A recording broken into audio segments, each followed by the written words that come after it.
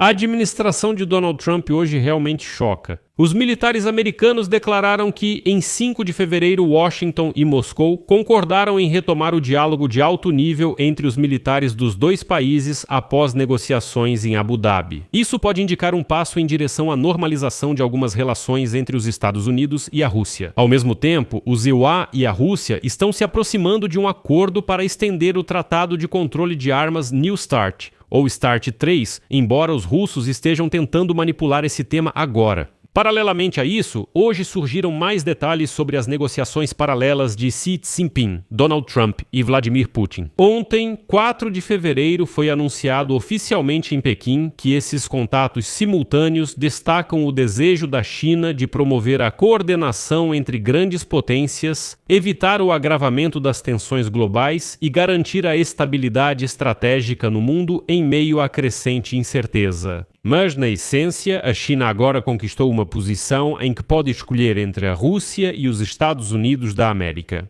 E, por exemplo, Putin já prometeu à China enormes descontos no petróleo e relatou sobre a implementação do Ano Novo Chinês na Rússia. Já no diálogo com Trump, Xi Jinping insistiu no fortalecimento da comunicação entre os 3 países. E depois disso, vemos uma declaração de que os militares da Rússia e do Zequatewa retomaram justamente essa comunicação, embora tenham interrompido esse diálogo justamente na véspera da invasão em grande escala da Rússia na Ucrânia.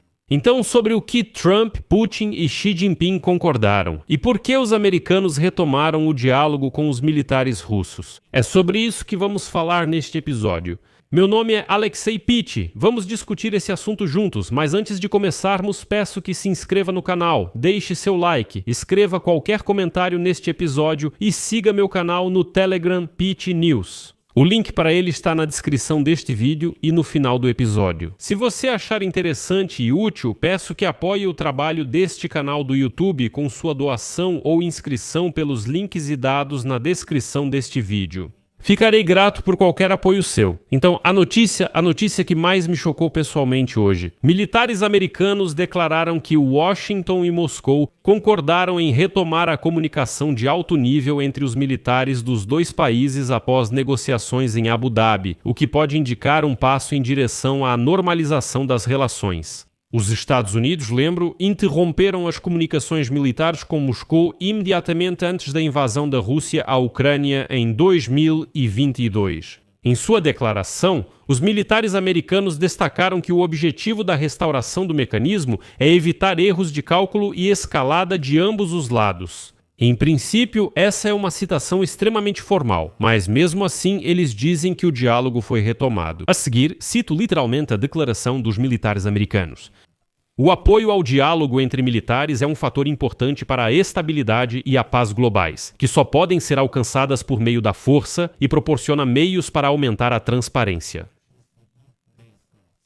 A retomada do diálogo, lembro, ocorreu depois que o comandante do Comando Europeu das Forças Armadas dos Israeliu, general Alexus Grinkevich, realizou negociações com altos militares russos e ucranianos em Abu Dhabi. E aqui temos cada vez mais detalhes e informações interessantes sobre o que exatamente foi discutido em Abu Dhabi. Acontece que esse tipo de diálogo também aconteceu. Mas vale ressaltar que, mesmo após a interrupção das negociações militares de alto nível entre os Equiliaio e a Rússia, as partes ainda mantiveram uma linha de comunicação para resolver situações de emergência. Mas com certeza não anunciaram que agora estão novamente em contato com os russos. E esse tipo de diálogo entre a Rússia e os EUAs, ao que parece, agora também é mantido em outro nível.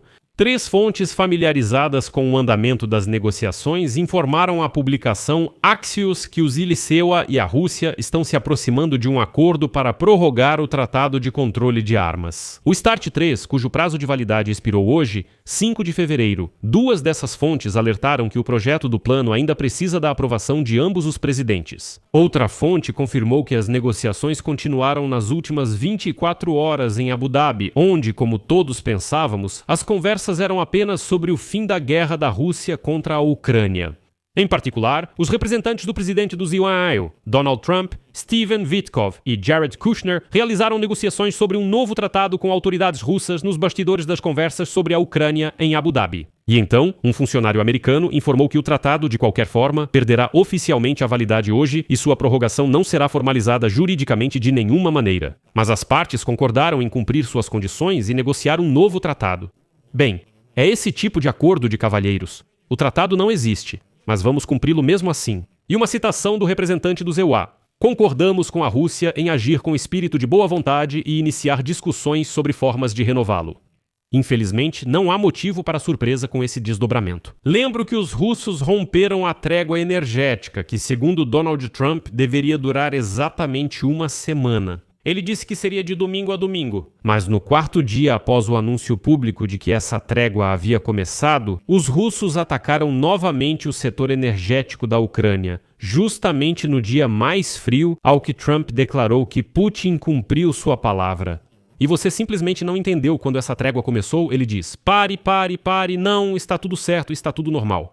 Segundo Donald Trump, essa trégua energética começou em 25 de janeiro e terminou em 1º de fevereiro. Mas, como já contei em uma das edições anteriores, o Ministério da Defesa da Federação Russa relatou oficialmente que nos dias 25, 26 e 27 de janeiro, eles realizaram ataques contra o setor energético da Ucrânia. Essa não é uma declaração ucraniana, e sim do Ministério da Defesa da Rússia.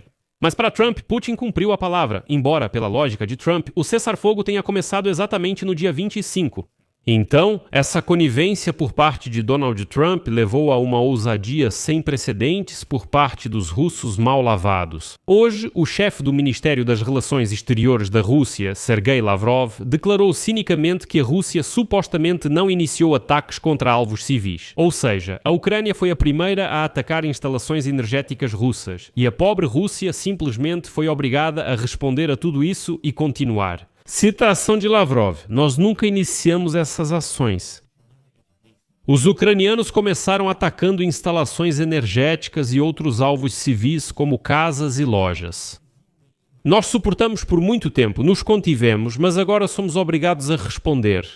Além disso, Lavrov afirmou que há supostos muitos exemplos de demonstração de boa vontade por parte da Rússia e acusou a Ucrânia de violar acordos anteriores sobre a trégua energética. Ou seja, você entende, agora a culpa é da Ucrânia pelo fato de a trégua energética ter sido rompida? Não é a Rússia, aliás, não é a Rússia que ataca o setor energético. Eu não ficaria surpreso se chegar ao ponto de Lavrov e Putin dizerem: foi a Ucrânia em 2022. Eles nos atacaram em grande escala, nós só estávamos nos defendendo. Não fomos nós que começamos a guerra, foram todos os ucranianos, entende? É um cinismo sem limites. Lavrov afirma: não atacamos prédios residenciais, setor de energia, hospitais, entre outros. Eu lembro que, já no primeiro dia da guerra em grande escala, há várias imagens de projéteis russos atingindo prédios residenciais, escolas e assim por diante.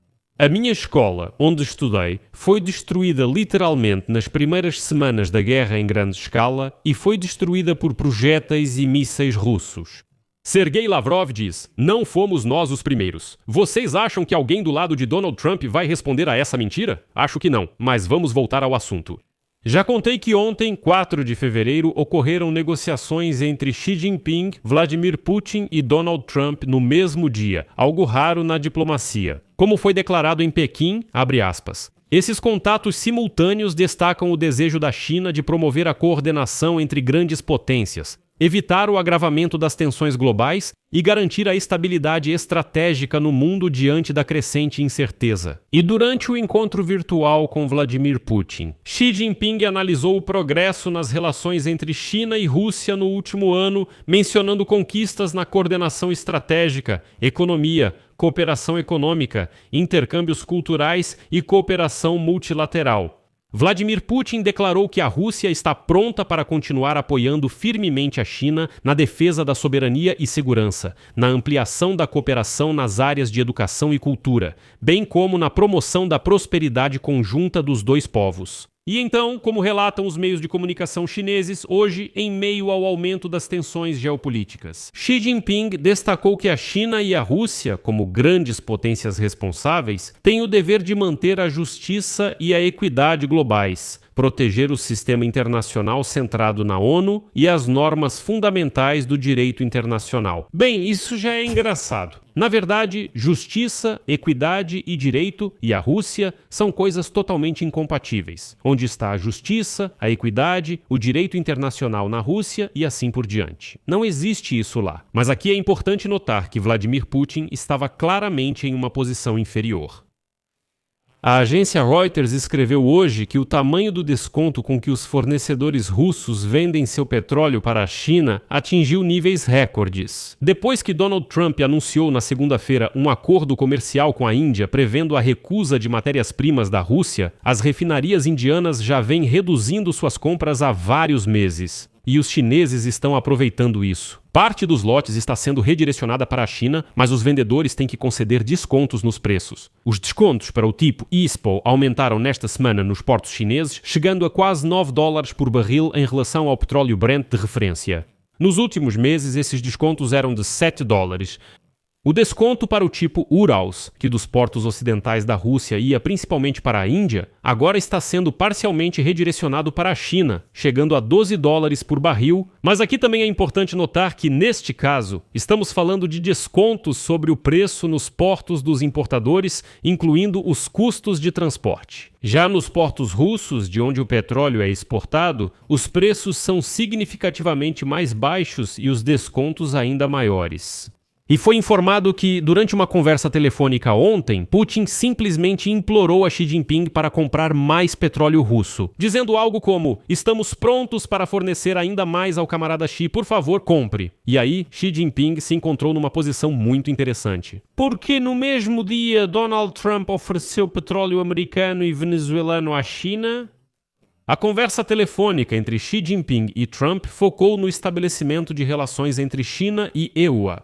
E é interessante que até mesmo a mídia chinesa escreve que foi justamente Xi Jinping quem insistiu no fortalecimento da comunicação, na devida resolução das divergências, na ampliação da cooperação prática e no aprofundamento da confiança, pedindo que ambos os lados busquem caminhos para a convivência pacífica e a cooperação mutuamente benéfica. Donald Trump respondeu que as relações entre os EUA e a China são as relações bilaterais mais importantes do mundo. Ele diz que parabeniza os avanços da China e que os EUA querem fortalecer a cooperação e relações bilaterais. O que isso significa? O fato é que a China entende perfeitamente que neste momento está na posição geopolítica e geoestratégica mais vantajosa e pode equilibrar-se entre os EUA e a Rússia.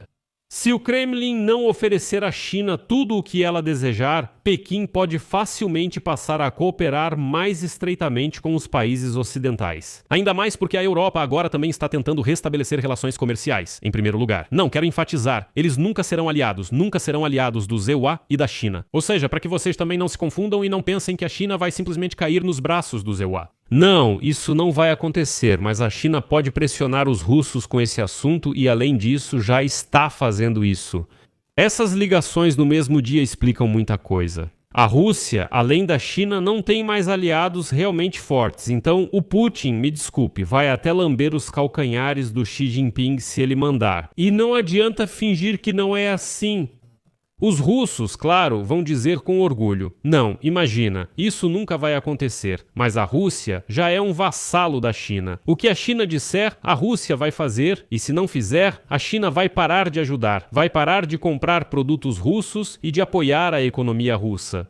Mas é interessante que os Estados Unidos da América agora também estão tentando manter contato tanto com a China quanto com a Rússia. E fazem isso de forma equidistante, tentando manter exatamente esse equilíbrio que vemos hoje.